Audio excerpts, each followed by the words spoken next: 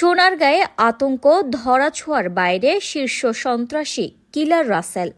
নারায়ণগঞ্জের সোনারগাঁও উপজেলায় দীর্ঘদিন ধরে ভয় ও আতঙ্কের নাম হয়ে উঠেছে পুলিশের তালিকাভুক্ত শীর্ষ সন্ত্রাসী রাসেল, যিনি স্থায়ীভাবে কিলার রাসেল নামে পরিচিত। তিনি পিরোজপুর ইউনিয়নের পাচানি এলাকার ছোট্ট কুরবানপুর গ্রামের মৃত শফাত উল্লাহর ছেলে। পুলিশ ও স্থানীয় সূত্রে জানা যায়,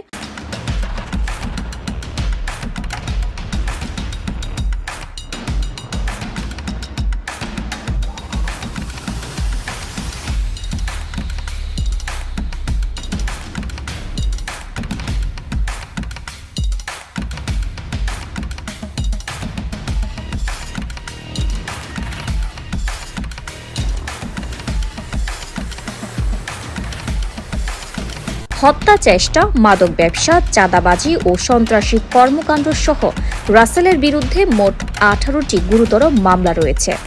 এসব মামলায় তার বিরুদ্ধে একাধিক গ্রেফতারি পরোয়ানা জারি আছে। তবু তিনি এখনও আইনশৃঙ্খলা বাহিনীর ধরাছোঁয়ার বাইরে। প্রবাসী টার্গেট মহাসড়কে ডাকাতি। স্থানীয়দের অভিযোগ, রাসেল ও তার বাহিনী সোনারগাঁয়ের বিভিন্ন এলাকায় একটি সুসংগঠিত অপরাধ চক্র পরিচালনা করছে। বিশেষ করে ঢাকা-চট্টগ্রাম মহাসড়ক থেকে মেঘনা ঘাট পর্যন্ত প্রবাসী ও প্রবাস ফেরত যাত্রীদের টার্গেট করে ডাকাতি চালানো হচ্ছে। এছাড়া পিরোজপুর, মোগরাপাড়া ও আশপাশের ইউনিয়নগুলোতে অবৈধ মাদক ব্যবসা ও নিয়মিত চাঁদাবাজি চালিয়ে আসছে এই চক্র। নৃশংস হত্যাকাণ্ড ও হামলার অভিযোগ। স্থানীয়দের ভাষ্য অনুযায়ী 2024 সালের 5 আগস্ট মাদক সংক্রান্ত বিরোধের জেরে রাসেল বাহিনী 2 যুবককে কুপিয়ে হত্যা করে।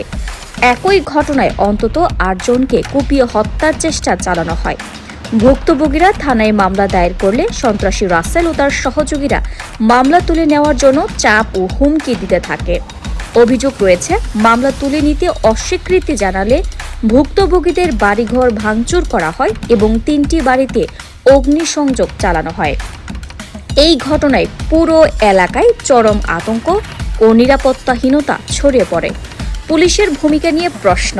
সবচেয়ে উদ্বেগজনক বিষয় হল, রাসেলের বিরুদ্ধে একাধিক গ্রেফতারি পরোয়ানা থাকা সত্ত্বেও এখনও তাকে গ্রেফতার করা হয়নি। স্থানীয় জনগণ ও সচেতন মহলের অভিযোগ, পুলিশ প্রশাসনের ভেতরে কোনো অদৃশ্য প্রভাব বা প্রভাবশালী মহলের আশ্রয় থাকায় সে ধরাছোঁয়ার বাইরে রয়ে গেছে। ক্ষুব্ধ এলাকাবাসীর দাবি, এলাকার সাধারণ মানুষ গভীর ক্ষোভ প্রকাশ করে দ্রুত এই শীর্ষ সন্ত্রাসীর গ্রেফতারের দাবি জানিয়েছেন। তাদের ভাষ্য, এইভাবে চলতে থাকলে সোনারগাঁয়ে আইন শৃঙ্খলা পরিস্থিতি সম্পূর্ণ ভেঙে পড়বে। তারা সতর্ক করে বলেন, দ্রুত ব্যবস্থা না নেওয়া হলে পরিস্থিতি আরও ভয়াবহ আকার ধারণ করতে পারে। সংকটে সোনারগাঁ। বর্তমানে সোনারগাঁও উপজেলার আইন শৃঙ্খলা পরিস্থিতি নিয়ে গুরুতর প্রশ্ন উঠেছে। জনগণের নিরাপত্তাহীনতা ও প্রশাসনের ভূমিকা নিয়ে বাড়ছে উদ্বেগ।